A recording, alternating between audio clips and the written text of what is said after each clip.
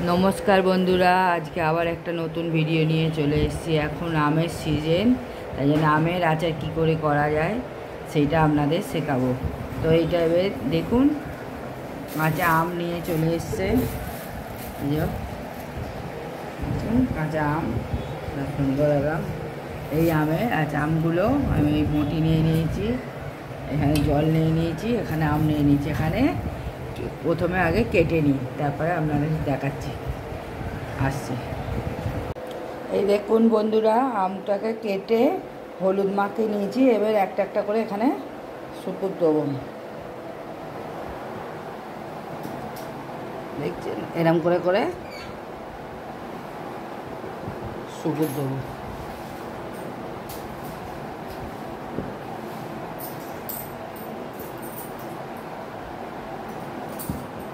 পুরো শুকুর দিয়ে নিই, তবে দেখাচ্ছি। এই দেখুন বন্ধুরা শুকুর দিয়ে দিচ্ছি, খানিকক্ষণ শুকিয়ে যাক তারপরে আচার করব। আমি তো ফ্যানের নিচে দিয়েছি, আপনারা রোদে দিতে পারেন, এখানে রোদে দিতে পারিনি, ঘর ফ্যানের নিচে।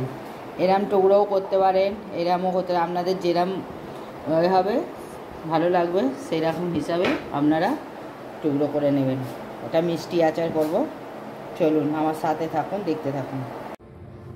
দেখুন বন্ধুরা প্রথমেই শুকনো খোলায় একটু 5 ফোড়ন আর 2টো শুকনো লঙ্কা একটু ভেজে নেব শুকনো খোলাতে।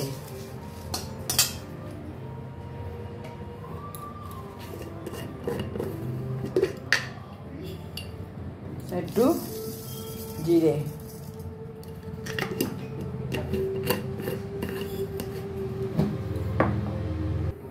এটা ভাজা হয়ে গেছে, এবার তুলে নেব। এবার আমি সরষের তেল দিয়ে দেবো এতে কড়ার মধ্যে।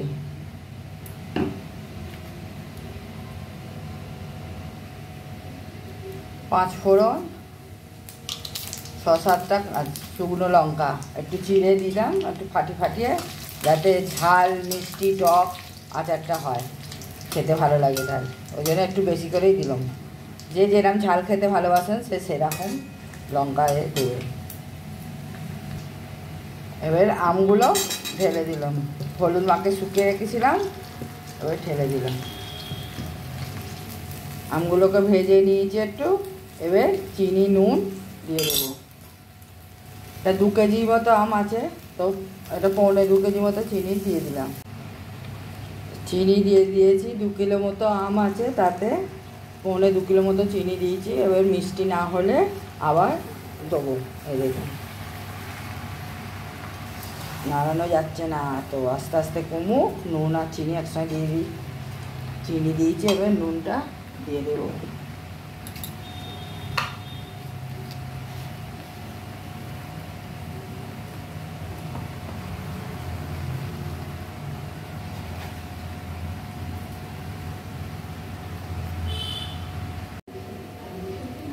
এখন এই দেখুন চিনি দিয়েছি, রস হয়ে গেছে, এখন ফুটছে, এখন ফুটুক তারপরে আপনাদের দেখাচ্ছি। ঢাকা দিয়ে ফুটতে দিচ্ছি। এই দেখুন আমার আচার হয়ে গেছে। এবার ওতে যে মশলাটা করেছিলাম শুকনো, ওইটা ছড়িয়ে দেব। এবার একটু ঠান্ডা হলে বয়েমে ভরে নেব। চলুন বন্ধুরা দেখুন পুরো আচার হয়ে গেছে আমের।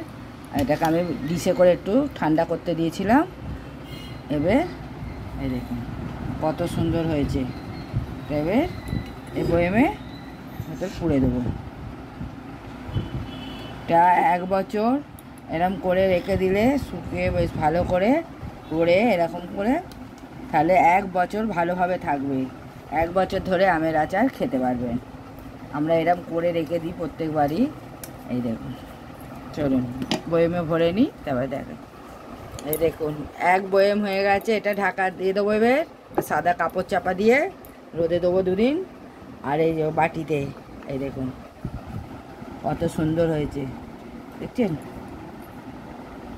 দেখলেই জিভে জল এসে যাবে। আপনাদের যদি রেসিপিটা ভালো লেগে থাকে আচারের, তাহলে শেয়ার কমেন্ট করতে ভুলবেন না। আর যদি আমাদের সব ভিডিও দেখার ইচ্ছা হয় তাহলে বেল আইকনটি ক্লিক করে দেবেন। যত ভিডিও আসবে ভালো ভালো ভিডিও দেবো, সেই সব ভিডিও দেখতে পাবেন। এখানেই শেষ করছি। নমস্কার, ভালো থাকুন, সুস্থ থাকুন।